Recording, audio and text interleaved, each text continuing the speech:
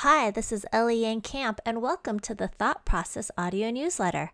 It's kind of like a podcast, but it's really just me reading an audio version of my written quarterly newsletter, Thought Process, which is available to read on Substack. So if you're someone who would prefer to listen to an audio version of it, like a podcast, that's what this is. Hello and welcome. This issue is entitled Rethinking Asian Parenting in Defense of Unconventional Paths, dated October 3rd, 2025.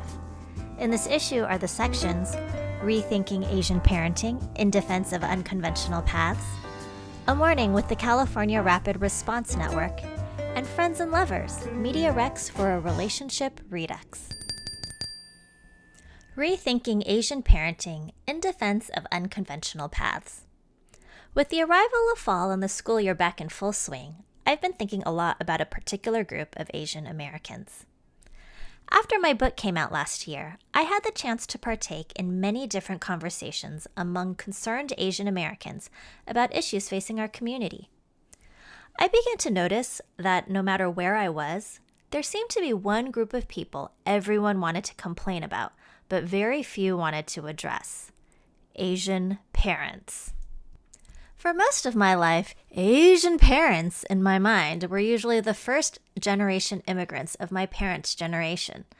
But recently, I had the shattering realization that I was well into being the parent of a high school student, meaning that the Asian parents in my mind were no longer akin to my parents, they were akin to me. I am now the auntie, and these Asian parents are now my peers. Before we go further, let me be very clear about what I mean when we talk about, quote, Asian parents or, quote, Asian parenting. You will notice that I put these terms in quotes because to me, they're an idea that seems to have taken on a life of its own and often reduces actual Asians who parent into stereotypes who are belittled and condemned by wider society. Quote, Asian parenting as an idea is a style of parenting that is honed in on high academic achievement as a path to prosperity. The conventional steps associated with this path usually include requiring your child to excel in school, graduate from an elite college, and find success in a field that is considered stable and lucrative, like being a doctor, lawyer, or engineer. This job will then help your family create a financially secure future in the United States founded on the American dream, where the U.S. is a meritocracy and anyone can achieve success if they work hard enough. They will then get married, have kids, take care of their aging parents, and live happily ever after? Survive? Make you proud? In this paradigm, where the entire stability of your family's future is reliant on your child's academic and career achievement, the acceptable path for them to take becomes very rigid and feels very high stakes. Additionally, it also plays into the model minority stereotype, which is used by the system of white supremacy to uphold American racial hierarchy. The model minority myth tells Asian Americans that if we work hard, emulate whiteness, keep our heads down, and don't complain, we can avoid the racism and ostracism that is experienced by other Black and brown communities. Which is a lie. I wrote a whole book about it called Louder Than the Lies. But this compelling American dream narrative haunts us. It tells us that the U.S. is a level playing field when it actually isn't. So if we're not able to achieve these successes and tell a story of happy endings, it's not because structural inequalities still remain. It is because we didn't work hard enough. So we get to work, trying to get children onto this, quote, path to success, which can create all sorts of strange and sometimes disturbing outcomes. If you walk the halls of any high school with a significant amount of Asian American students, you will hear unrealistic and unkind expectations joked about, like, a white B is an Asian F, or how little sleep they're getting, or how their parents will go ballistic if they bring home anything less than perfection. In the past decade, our community has also been facing disturbing data about the mental health outcomes of our youth. Between 2018 and 2022, the CDC reported that suicide was among the number one cause of death among Asian Americans ages 15 to 24. And according to a 2024 mental health report conducted by the Asian American Foundation, which I will link to in the show notes, The majority of young Asian Americans point to the pressure to succeed from themselves and parents, complicated by experiencing racist microaggressions, as the major stressors on their mental health. These studies help support what many of us within the Asian American community have suspected for decades. All this also feeds a narrative that stereotypes Asian parents as stoic, unloving, and abusive, who care more about academic performance than they do about their child's well-being. In Chapter 4 of my book, Louder Than the Lies, I write about how the system of white supremacy creates narrow paths for Asian Americans to be successful. So when Asian parents, quote, follow the rules and do their best to get their children on these acceptable paths, instead of praising Asian parents for complying to the model minority myth, the system betrays them again by using the struggles of their own children to claim that Asian parents are unsuitable and that white parents are superior. In a recent newsletter, which I will link to in the show notes, renowned race and education scholar Dr. Oyan Poon grappled with her own tensions about being a, quote, Asian mom, and shares what she's been learning and observing based on academic research. One point I found particularly interesting was that while Asians are often maligned for putting too much academic pressure on their children, studies show that white parents put just as much pressure on their kids' athletic achievement, begging the question, why is one considered abusive while the other is celebrated? Amidst this societal narrative that vilifies Asian parents for caring about their kids' education, it can be murky what Asian parents in this position are supposed to do. What does responsive Asian American parenting look like if you're not trying to put too much pressure on them, but also want to prepare them for the future? How do you parent in a way that doesn't uphold model minority stereotypes, while also knowing that regardless of what you do, American society may still treat them as just another model minority Asian and label you with animalistic stereotypes? How do you encourage their unique talents and interests while also being concerned for their material future, which seems like it could be helped if they got onto a more conventional path? How do you care for their mental health needs and allow them space to slow down when American society all around us is saying more, more, more? Earlier this year, I attended the ordination ceremony of my friend and pastor, Erina Kim Eubanks, who I have known since college. During a speech where she thanked her Korean immigrant parents, she mentioned that even though she hadn't always seen eye to eye with them, she appreciated how they stayed open even though her choices were often unconventional. Her use of the word unconventional struck a chord with me because it reflected how I often feel about my own path. While what gets defined as conventional or unconventional is a relative thing, there have been many times in my life when I knew people were frustrated with me because I just couldn't do the things that most people seemed eager to do. I was told I was being difficult, naive, or stubborn, simply because I refused to do conventional things that seemed to make sense for other people. It's not that I was trying to be difficult. It's that what they wanted me to do felt extremely counter to who I am as a person. I would wonder, why would I want to do that? Does this person even know me? Erina's words made me think about one of my own kids, who I can already tell is likely to take an unconventional path. Beyond the very next step in front of her, the rest of her life seems like an enigma to me. This is in contrast to my other kid, for whom it's very easy for me to imagine many possible paths for her future. As a parent, there's an anxiety that arises when you can't see your child's path because you just want to make sure that they'll be okay, and it's hard to feel secure if you can't imagine what that might look like. In trying to parent my own unconventional child, I began to think about my own life and what I needed as I walked my own unconventional path. What I didn't need was endless brainstorming on how to get myself onto a more conventional path, which I knew would never fit me. What I did need was people who celebrated my unique gifts and taught me how to trust my gut, honing my instincts and how to make choices that rang true to who I am. I needed to cultivate a strong sense of self and learn kind ways to say no to people's many, many ideas that didn't quite fit. I needed to learn how to distinguish the sound of my own voice versus the voices of others versus, for me, the voice of God.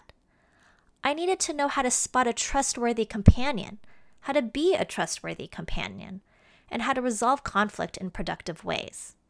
I needed people who were willing to hold my hand and walk alongside me and cheer me on, because forging a new path is hella scary.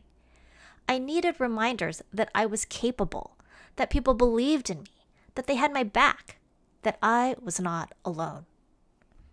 As parents, some of us are also forging new paths. We are deconstructing and decolonizing and healing the things from our childhoods that were not helpful. We're learning to love our identities and communities in a way that brings joy and mutuality. We're figuring out how to guide kids through systems that were not built for them in a way that upholds their dignity and rejects false narratives that pressure us to commodify and objectify them. We are recognizing that conventional options may not carry us through these unconventional times. To help us along our way, in my typical fashion, I don't have clear-cut solutions, but I do have a collection of reflection questions. Here they are. As parents, the internal question we are often asking is, will my kid be okay? And we answer it, my kid will be okay if blank. Many of us fall back on the familiar conventional answers like, my kid will be okay if they get into a good college, they get a well-paying job, they make enough money to be financially secure, they get married, they have kids, they work hard and have a successful career, they own a house in a good neighborhood, they have enough money to retire, they have stability and security. If you're especially religious, your answers may take on a religious flavor. For example, if you're Christian, it might sound like, my kid will be okay if they follow Jesus and know the love of God, or if they abstain from certain sinful behaviors and avoid sinful people. Those of us who particularly buy into notions of the American dream might have answers that sound like, my kid will be okay if they are wealthy and connected to other people who are wealthy and connected, if they have influence and power, if they're able to blend in with white people, if they're better than others. In traumatic historical times, your answer could even sound like, my kid will be okay if they are wealthy and powerful enough to buy their own and our families freedom and safety in the event of a war or apocalyptic catastrophe. So let's take some time to rethink how we might answer this question. What if it also sounded like, my kid will be okay if they are surrounded by a loving community who supports them. They have a strong sense of who they are and the family, community, culture, and histories they come from. They know how to interact and get along with many different types of people. They are encouraged to hone their gifts in ways that bring them joy and can uplift others. They are taught how to navigate tricky systems we live in with cleverness and creativity. They know how to make friends with people they can count on and live so others can count on them. They know how to tend to their holistic health and healing. If they know how to reach out for help when they need it and know how to be a help to others. If they can face the hardships of life with a sense of purpose and know they have people who are rooting for them. If their empathy for others allows them to build strong communities who work together to build better futures for everyone. If they have the freedom and support to be and become who they are meant to be. If you are an Asian parent, how did your parents fill this sentence in for you? And how would you fill in the sentence for your own kids? And how does your answer change depending on when you feel worried and afraid versus secure and purposeful? And what supports can you build around yourself to encourage you to parent in a way that is driven by love and purpose rather than fear? I write more about how race impacts the everyday lives of Asian Americans in my book, Louder Than the Lies: Asian American Identity, Solidarity, and Self-Love. The Washington Independent Review of Books says, for those who've always had an underlying sense of unease at the strange niche carved out for people of Asian descent in the American political and cultural landscape, Louder Than the Lies will help them process that feeling and find ways to work toward a more equitable future for all. Get your copy today. Link is in the show notes. A Morning with the California Rapid Response Network. In mid-September, I volunteered to pass out Know Your Rights cards with the Rapid Response Network of Santa Clara County. When my friend Katie told me about this opportunity, I was thrilled to join her in doing something practical in the face of continuing ICE threats. We spent our Friday morning walking around a local neighborhood and placing informational cards on neighbors' doors that instruct them on what to do if ICE comes to their doorstep or detains them or a family member. The Rapid Response Network is a web of community-led response teams throughout California who monitor ICE activity and protect communities with large immigrant populations.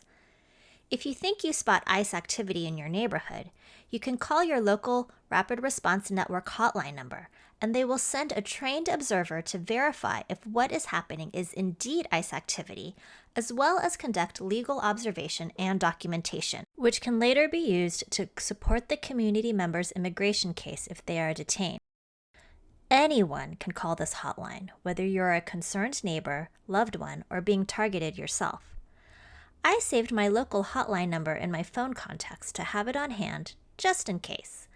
They also provide free legal representation from immigration attorneys and have accompaniment teams who can offer support to families enduring this painful process. My volunteer experience felt meaningful, and our coordinator said they hope to do more of these volunteer canvassing days in the coming months with the aim of reaching as many homes as possible. An unexpected surprise was that because Katie speaks Spanish, we were asked if we would be interviewed by Telemundo. I left the speaking to my impressive friend Katie, but they did catch some footage of me in my full Asian auntie getup, complete with squished sun hat, vest, and Ba Sing Se Cabbages t-shirt. You can view the recording. There's a link in the show notes. I would also like to remind folks that while most of the mainstream narrative about ICE raids tends to involve the Latine community, there have been many instances reported of ICE targeting Asian communities as well. We should not be so gullible to fall for divisive us versus them mentalities, whether we are drawing community lines by race, ethnicity, immigration status, or neighborhood. We are all a part of each other, and we must work together in mutual interest for the strength and protection of the whole. To find your local California Rapid Response Network, you can go to a list linked in the show notes provided by the California Collaborative for Immigrant Justice website. Actually, I'll just copy and paste the whole list into the show notes so it's easy for you to find. I encourage all Californians to familiarize themselves with the work of their local Rapid Response Network. Friends and lovers, Media Recs for your relationship Redux. Making friends as an adult. I listened to the audiobook of Platonic, How the Science of Attachment Can Help You Make and Keep Friends by Marissa G. Franco. I originally picked this up because I wanted a more complete explanation on attachment theory, which I've heard bits and pieces about through social media. But while the book starts with attachment theory, it also covers much more info supported by research about making and maintaining friendships. I especially appreciated that the friendship examples in the book included people of diverse identities and cultures, acknowledging the reality that people often enter friendships with different amounts of privilege, and tips on navigating when one friend has more privilege than the other. More than anything, Franco's voice on the audiobook is so upbeat and cheery that it felt like having a friendship coach and cheerleader giving me a pep talk, making me believe in my friendship-making skills. Maybe I do like people. Just having it playing in the background while I did mundane household things, I noticed myself feeling more optimistic and eager to put myself out there. People are always talking about how hard it is to make friends as an adult. So if you're feeling like your friend skills could use a jump start, or even just get some gentle encouragements and new ideas, I would suggest listening to this audiobook. The perfect K-reality dating show to watch with your middle schooler. At the end of the summer, I binge-watched the Netflix Korean reality dating show Better Late Than Single with my middle schooler.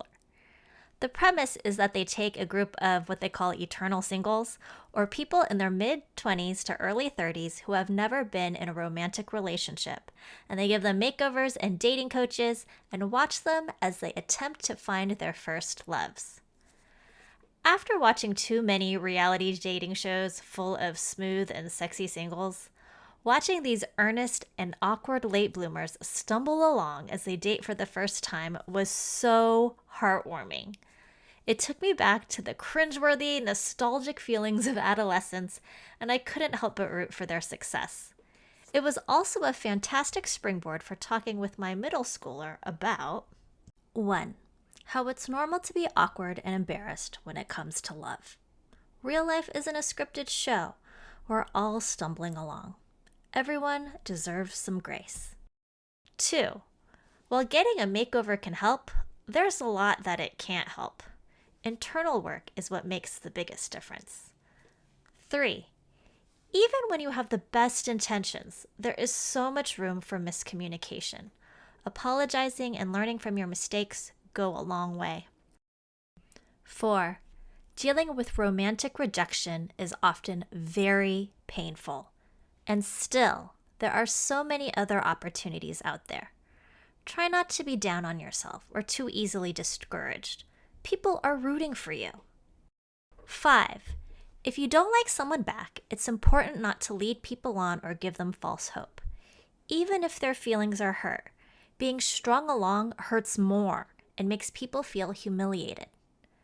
6. Being clear is kind, and you can be clear in a kind way. So much of the hurt that happened on the show was rooted in the fact that people were too afraid to be honest because they didn't want to hurt someone's feelings. But love takes courage and vulnerability. Dating is different than it used to be. I really enjoyed this episode that I'm linking in the show notes of Michelle Obama and Craig Robinson's podcast, IMO, where they interview behavioral scientist turned dating coach Logan Ury. Having met my partner before swiping left or right was a thing, sometimes I find it confusing when single friends talk to me about dating because it really seems like a different world out there. I enjoyed this interview because she demystifies a lot of what is different in the dating world and what is still the same, as well as clears up some common misconceptions people have about finding a long-term partner. A full teen romance where the parents feel real. Netflix's coming-of-age series Forever gets so many things right. In this modern reimagining of Judy Blume's 1975 book, high school juniors turned seniors, Keisha and Justin, navigate family pressure, community expectations, getting into college, neurodivergence, mental health, self-discovery, and of course, first love. I loved how emotionally real the series felt and how it portrayed the lives of these teens contextualized within a constellation of fully involved, caring family members and friends. Media about teens these days often feels like an oscillation between fairy tale fantasy and terrifying worst-case scenarios, where parents on screen are either very strict, very clueless, completely overwhelmed, or altogether absent. As a parent, I appreciated how this show presented many examples of competent adults being present and doing their best to guide these maturing young people, and what it means to be a village tackling some very real challenges. I dare say I even found it empowering. To be warned, even though the show is about teens, it is rated TV MA. I definitely suggest parents be forewarned before deciding what viewing setup works best for your family. Well, friends, as the weather cools and things get crisp in the fall, I wish you the permission to shed the leaves of the things that need letting go, and to nurture the love and joy around you as we fortify ourselves for the journey ahead.